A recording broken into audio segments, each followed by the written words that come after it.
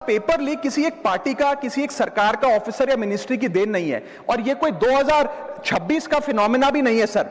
मैं बता दूं कि सर, जब बात अकाउंटेबिलिटी की हो, मोरालिटी की हो, जवाबदेही की हो, तो इसलिए इससे जब बात अकाउंटेबिलिटी की हो, मोरालिटी की हो, जवाबदेही की हो, तो सर ये इससे तय नहीं होना चाहिए कि पेपर लीक कौन से राज्य में हुआ, कौन सी मिनिस्टर के अंडर हुआ, कौन सी पार्टी में हुआ, क्योंकि ये एक पैन इंडिया ऑर्गेनाइज्ड क्राइम है, क्रॉनिक डिजीज है। मैं ये बात इसलिए कह रहा हूं क्योंकि 19 जुलाई 2026 को, आज से मात्र 10 दिन पहले, पंजाब के अंदर एक फार्मेसी ऑफिसर रिक्रूटमेंट का एग्जाम हुआ। उसमें मैसिव इरेगुलरिटीज देखी गई, ब्लूटूथ डिवाइसेस के माध्यम से लाइव चीटिंग चल रही थी, और चीटिंग सिंडिकेट वो चीटिंग फैसिलिटेट कराने के लिए 13 लाख रुपए का रेट चार्ज कर रहा था। यही नहीं सर, आम आदमी पार्टी की सरकार जब पंजाब में बनी तब से अभी तक नायब तहसीलदार के एग्जाम में इरेगुलरिटीज देखी गई और लार्ज स्केल चीटिंग हुई।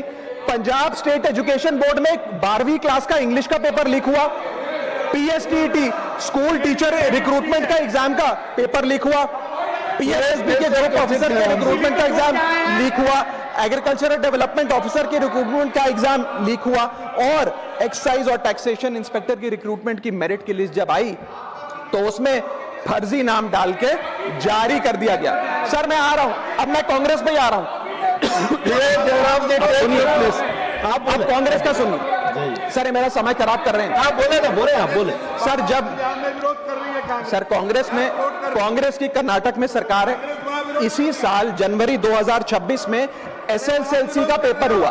इसी साल कर्नाटक में कांग्रेस की सरकार के अंडर एसएसएलसी का पेपर हुआ, पेपर लीक हुआ, और वो पेपर ऑनलाइन 200 रुपए में स्टूडेंट्स को बेचा जा रहा था।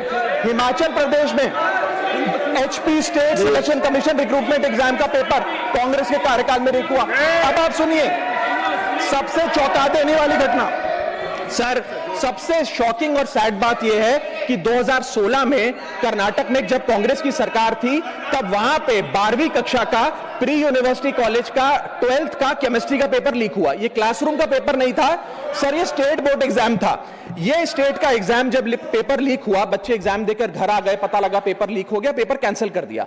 20 दिन बाद री एग्जाम कराया गया, री एग्जाम का पेपर भी लीक हो गया, और उसके बाद रात को 3:30 बजे वो पेपर व्हाट्सएप पे घूम रहा था, री एग्जाम को भी कैंसिल करना पड़ा। इसके बाद जब जांच हुई, स्टेट सीआईडी ने जांच करी तो 3 लोगों को अरेस्ट किया, जिसमें कर्नाटक सरकार के मेडिकल एजुकेशन मिनिस्टर डॉक्टर शरण पाटिल का पीए खुद शामिल था। पीए 10-10 लाख रुपए लेकर पेपर लीक कर रहा था। उसके बाद जब मंत्री जी से पूछा गया कि आप इस्तीफा क्यों नहीं देते, आपकी मॉरल और डायरेक्ट जिम्मेदारी बनती है, आपके दफ्तर का आपका पीए पेपर लीक कर रहा है, आप क्यों नहीं इस्तीफा देते, तो उन्होंने कहा कि there is no question of resigning, अगर कुछ गलत हुआ है तो वो मेरे पीए का पर्सनल मैटर है, उसकी पर्सनल लाइफ है। वहां सर ऑफिस गवर्नमेंट का, डेजिग्नेशन गवर्नमेंट की, एक्सेस गवर्नमेंट का, बट अरेस्ट की बात आई तो पर्सनल लाइफ का मैटर है। और आयरनी देखिए, आज 2026 में कर्नाटक में फिर कांग्रेस की सरकार है और डॉक्टर शरण पाटिल फिर मंत्री हैं, और उसी विभाग के मंत्री हैं, मेडिकल एजुकेशन विभाग के मंत्री।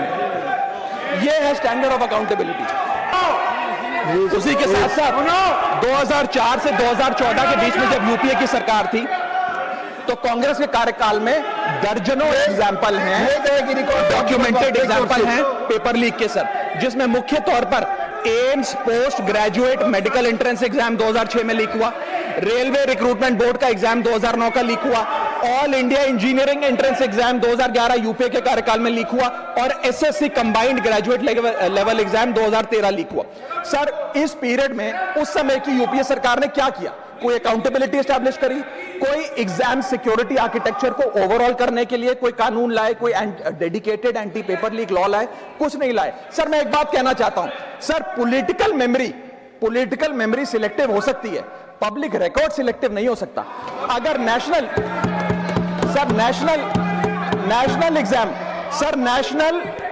एग्जाम का पेपर लीक अगर नेशनल क्राइसिस है, जो कि है, तो सर ऑपोजिशन रूल्ड स्टेट का पेपर लीक एक लोकल इंसिडेंट कैसे हो सकता है? सर स्टूडेंट में तो फर्क नहीं होता।